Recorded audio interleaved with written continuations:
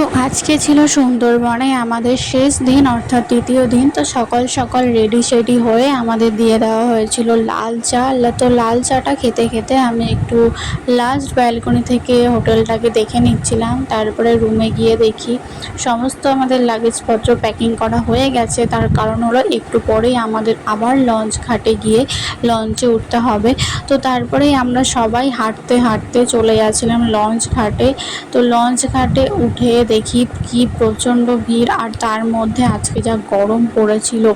তো যাই হোক, আমি এখন লঞ্চে উঠে গেছি। তো লঞ্চে উঠে যাওয়ার সাথে সাথে শেষবারের জন্য সুন্দরবনকে টাটা করতে করতে দেন আমাদের দিয়ে দেওয়া হলো সকালের ব্রেকফাস্ট। আর আজকে আমাদের ব্রেকফাস্টে ছিল লুচি, কাবলি ছোলার ডাল, আর ছিল একটা ডিম সিদ্ধ। তো এটা ব্রেকফাস্টটা কমপ্লিট করতে করতে আমি এই সুন্দর ভিউটাকে এনজয় করছিলাম শেষবারের মতো, কারণ কিছুক্ষণ পরই সোনাখালিতে আমরা পৌঁছে যাব।